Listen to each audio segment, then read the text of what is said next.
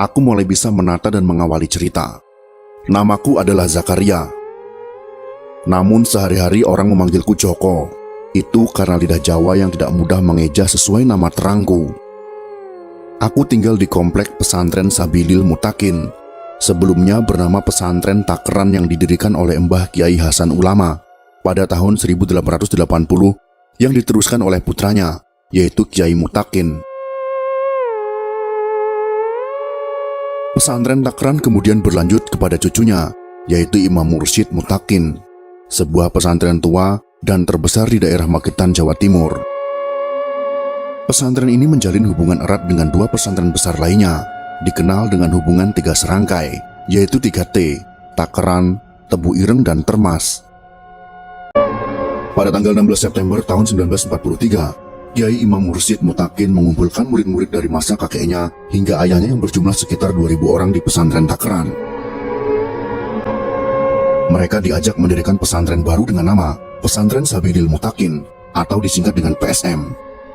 Saat itu ia juga mengundang tokoh-tokoh Islam tidak hanya dari kalangan NU. Semenjak itu, pesantren ini dikenal dengan PSM Takeran.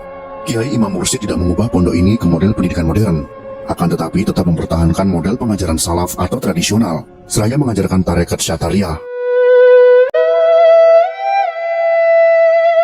Di usianya yang masih sangat muda, sekitar 28 tahun, Imam Mursyid sudah menjadi seorang mursyid atau guru tarekat. Meskipun di pesantren, dia juga menempa dirinya dengan belajar di sekolah umum tingkat dasar di Jalan Jawa Madiun. Ia bisa bersekolah di situ berkat paman saya, yaitu Muhammad Suhud, yang menjadi seorang menir atau guru di sekolah itu. Setelah itu, ia melanjutkan sekolah tingkat Mulo Madiun. Lalu masuk ke sekolah luhur Islam di Surakarta, Jawa Tengah, berlanjut lagi belajar di berbagai pondok pesantren antara lain di Jawa Barat. Karena itu pengetahuan Kiai Imam Mursyid sangat luas. Ia juga mempelajari bahasa asing seperti Jerman, tak hanya bahasa Arab dan kitab-kitab kuning. Bagaimanakah sosok Kiai Imam Mursyid? Bagaimana aku dan juga teman-temanku dulu sesama santri yang sehari-hari bertemu dengan Kiai muda ini, tentu memiliki kesan nyata yang berbeda. Aku melanjutkan cerita. Di mataku, Kiai Imam Mursyid adalah sosok pemimpin berwibawa. Tergambar jelas dari sorot wajahnya, persis seperti yang tampak di foto itu. Dahinya lebar dengan potongan rambutnya rapi disisir ke kanan. Wajahnya bersinar kemerah-merahan. Ia begitu tenang dan berwibawa. Sehari-hari Imam Mursyid tinggal di surau, terletak di sebelah kiri halaman rumah Mbah Zahid, putra Kiai Hasan Ulama, yang berada di selatan jalan berjarak hanya beberapa ratus meter dari masjid tempat para santri mengaji. Kiai Imam Mursyid juga biasa duduk di emperan rumah itu. Apabila ia sedang duduk di situ, maka santri-santri yang biasa lalu lalang di halaman rumah itu tak ada yang berani lewat depannya. Mereka akan berbelok ke arah sisi kiri atau sisi kanan sang kiai. Entah kenapa begitu. Mungkin karena karismanya yang demikian kuat. Beberapa saat kulihat sebuah mobil masuk komplek pesantren. Aku sedang berjalan ke timur dari masjid ke arah rumah di mana Kiai Imam Mursyid berada, seperti biasa setelah memimpin sholat berjamaah. Rupanya penumpang mobil itu berhenti untuk menculik Kiai kami. Di jalan-jalan di luar komplek PSM Takeran, pasukan mengepung, berjaga-jaga kalau ada perlawanan dari dalam pesantren. Para santri dan murid masih berkumpul di serambi masjid. Kami hanya bisa melihat Kiai panutan kami dijemput paksa oleh 2 orang PKI, camat Takeran dan seorang pemimpin bernama Suhud. Mereka mengancam, jika Kiai kami tidak ikut, maka pondok dan masjid kami akan dibakar. Kami hanya bisa melihat dari kejauhan Kiai kami itu dibawa. Para Kiai muda dan murid memohon sang Kiai untuk mendampingi. Kiai Mursyid menolak, tidak ingin melibatkan para santri. Namun, kami tetap was-was. Kami juga mencoba menenangkan diri dan yakin sekali, pimpinan kami sangat bertanggung jawab. Beliau pasti akan kembali. Mereka bilang, Kiai Imam Mursyid diundang ke sebuah pertemuan di kabupaten. Siang beranjak sore dan malam pun berlalu, tetapi Kiai kami tidak pernah pulang. Akhirnya terdapat kabar, rupanya Kiai Mursyid Mutakin yang ditipu oleh undangan palsu. Tak hanya dari PSM Takeran, banyak kiai dari pesantren-pesantren lain yang mendapat undangan tipuan sama. Seperti Kiai Selo dari Kebonsari yang punya hubungan dengan Kiai Sulaiman Sudi Afandi dari Mojopurno juga ditipu. Beberapa ustadz muda dan santri PSM Takeran juga dibawa.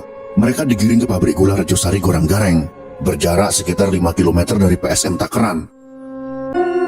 Tak hanya para kiai, sejumlah aparat desa dan tokoh masyarakat juga digiring dengan cara yang sama. Mereka adalah orang-orang yang tidak sepaham dengan komunis, mulai dari lurah, camat, polisi, pegawai dan pedagang. Mereka dikumpulkan di loji, sebuah gedung besar tempat para menir Belanda mandor pabrik gula itu. Mereka diberondong dengan senapan mesin hingga tewas semuanya.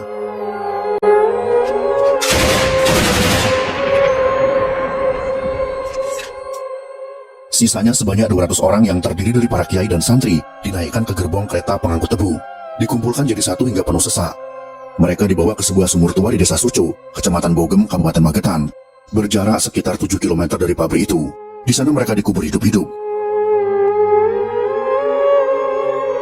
Saya baru tahu beberapa lama kemudian, penangkapan Kiai Imam Mursyid Mutakin beserta para kiai, beserta tokoh masyarakat lainnya meluas tidak hanya di Takeran, akan tetapi juga di beberapa wilayah di Magetan, Madiun, Ponorogo, dan Ngawi. Semua didalangi oleh seorang tokoh PKI bernama Muso, yang berlangsung selama sepekan sejak tanggal 17 September tahun 1948. Tepat pada tanggal 19 September tahun 1948, Muso menyatakan dirinya sebagai presiden sebuah negara komunis bernama Republik Soviet Indonesia di Madiun. Muso menurunkan tentara Front Demokratik Rakyat atau FDR dengan senapan mesin saat mengepung PSM Takeran. Mereka menggunakan ikat merah di kepala. Muso juga menggalang orang-orang desa yang dengan beringas menyembelih para kiai. Di kemudian hari, lokasi sumur tempat pembantaian para kiai itu ditemukan. Terdapat 183 korban di sana. Tak hanya di Suco, tak jauh dari loji di pabrik gula itu juga ada sumur tempat pembantaian. Juga di tempat-tempat lain. Akan tetapi dari semua tempat itu, tak ditemukan jasad Kiai Imam Mursyid Mutakin. Sampai hari ini, Kiai Imam Mursyid Mutakin tidak pernah ditemukan. Entah kemana kaki tangan musuh itu membawanya. Selain Kiai Imam Mursyid, keluarga PSM Takeran kehilangan para kiai dan santri yang menjadi syuhada. Mereka semua berjumlah 14 orang termasuk sang kiai. Nama-nama mereka diabadikan dalam sebuah prasasti persis di depan masjid PSM. Mereka yang telah syahid adalah Kiai Imam Mursyid Mutakin, Kiai Muhammad Nur, Kiai Ahmad Baidawi, Kiai M. Hanurun, Ustadz Imam Faham, Ustadz Hadi Adaba, Ustadz Muhammad Maijo, Rekso Siswoyo Hartono, Kadimin, Muhammad Zuhud, Priyo Utomo, Rofi'i Cipto Martono, dan Husin sebagai ketua santri. Tak terasa aku masih mendekap bingkai foto ini. Anak muda ini beranjak. Saya tahu ia mencoba meredakan emosi dan perasaanku. Dengan pelan ia mengambil bingkai foto itu dari dekapanku dan meletakkan di atas meja. Ia hanya duduk memperhatikan wajahku. Aku pun mulai kelelahan bercerita. Sampai hari ini aku masih bertanya-tanya, Muso, kemana kau bawa kiai kami?